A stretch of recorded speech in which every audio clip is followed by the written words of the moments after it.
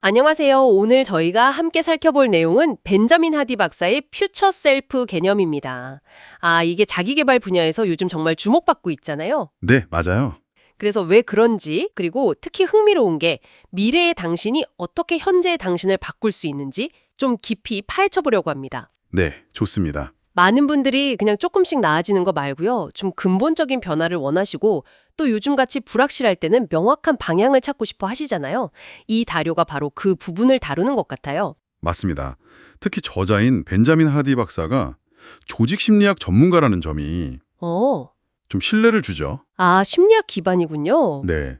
그러니까 이게 단순한 어떤 희망사항이나 동기부여 구호가 아니라 심리학적 원리랑 실제 연구에 기반하고 있다는 거죠. 막연한 이야기가 아니라 실제 변화를 위한 좀 구체적인 방법론에 가깝다고 볼 수 있습니다. 그렇군요. 그럼 그 핵심 아이디어는 뭔가요? 이 자료에서 가장 강조하는 부분은 뭐죠? 가장 강력하고 어쩌면 가장 좀 반직관적인 주장인데요. 우리가 보통 생각하기에는 과거 경험이 쌓여서 현재의 내가 된다고 하잖아요. 네, 보통 그렇게 생각하죠. 근데 이 책은 그게 아니라는 거예요.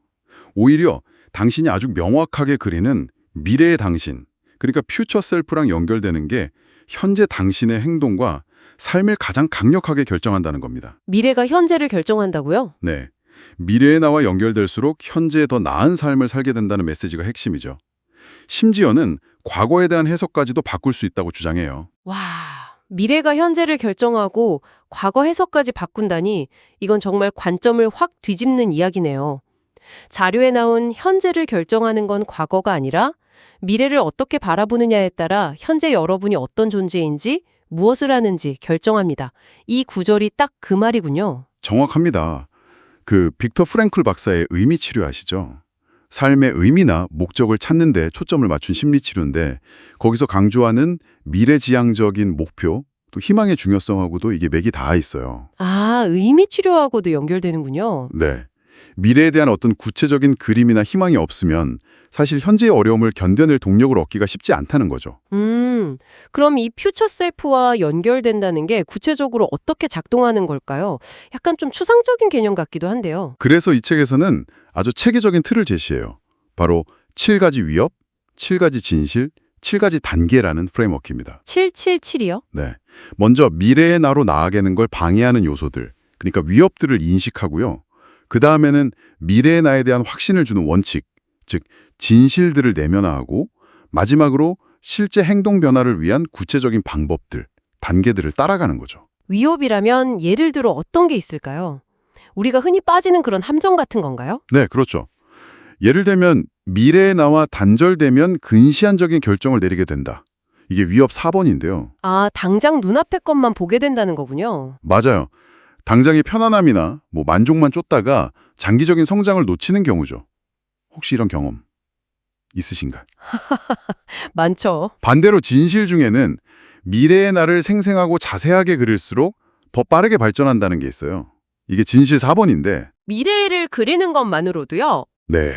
미래 모습의 선명도가 실제 성취 속도에 영향을 미친다는 상당히 흥미로운 주장입니다. 와, 미래를 생생하게 그리는 것만으로도 발전 속도가 달라진다니 정말 놀랍네요. 실천 단계에서는 어떤 조언이 좀 인상적이셨어요? 저는 덜 중요한 목표들을 제거하라? 2단계였나요? 그 부분이 확 와닿았어요. 목표 줄이는 거요? 네. 최대 3가지 핵심 목표에만 집중하라는 건데, 저처럼 이것저것 버리기만 하고 제대로 끝맺지 못하는 사람들한테 정말 필요한 조언 같더라고요. 저도 그 부분이랑 그 마지막 7단계, 완벽하지 않더라도 공격적으로 완수하라라는 조언이 되게 현실적이라고 생각했어요. 맞아요. 완벽주의 때문에. 네, 완벽주의 때문에 시작 못하거나 아니면 목표가 너무 많아서 길을 잃는 경우가 진짜 흔하잖아요. 근데 일단 핵심에 집중하고 그냥 실행하면서 나아가라는 거죠. 부담감도 줄이고 실행력 높이는 데 분명 효과가 있을 겁니다. 자, 그럼 이 모든 내용들이 지금 이걸 듣고 계신 여러분께 왜 중요할까요? 어떤 실질적인 도움을 얻을 수 있을까요? 만약 여러분께서 미래에 대해 좀 막막함을 느끼거나 지금 상태에서 벗어나서 좀 의미 있는 변화를 만들고 싶다. 혹은 반복되는 슬럼프에서 탈출하고 싶다. 하시면 이 퓨처 셀프 접근법이 정말 강력한 도구가 될 수 있습니다. 네. 이게 그냥 긍정적으로 생각하세요. 이런 막연한 구호가 아니고요. 심리학에 기반한 구체적인 방법론, 또 미래의 나라는 명확한 기준점을 딱 설정해주고 심지어는 그 미래를 현실로 만들도록 돕는 환경 설계까지 강조한다는 점에서 좀 차별화되는 것 같아요. 환경 설계까지요? 와, 의지만큼이나 환경도 중요하게 보는군요. 그렇습니다. 미래의 당신에게 어울리는 환경, 예를 들면 당신의 목표를 지지해주는 사람들, 아니면 필요한 자원들, 또 유혹을 차단하는 시스템 같은 거를 의도적으로 만들라는 거죠. 아, 의도적으로요? 네. 이렇게 함으로써 더 나은 의사결정을 내리고 집중력도 높아지고 결국 당신이 원하는 미래를 현재로 가져오는 아주 강력한 추진력을 얻게 된다는 겁니다. 네. 정리를 해보자면 퓨처 셀프는 단순히 그냥 먼 미래를 꿈꾸는 게 아니라 내가 정의한 최고 버전의 미래에 나가 바로 지금 내 선택과 행동을 이끄는 가장 강력한 힘이라는 거네요. 맞습니다.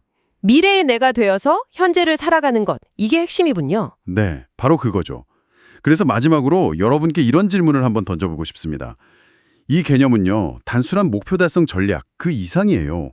어쩌면 당신의 정체성 자체를 과거 경험의 총합이 아니라 미래의 내가 되고자 하는 모습으로 다시 정의하라는 제안이죠. 정체성의 재정의. 네.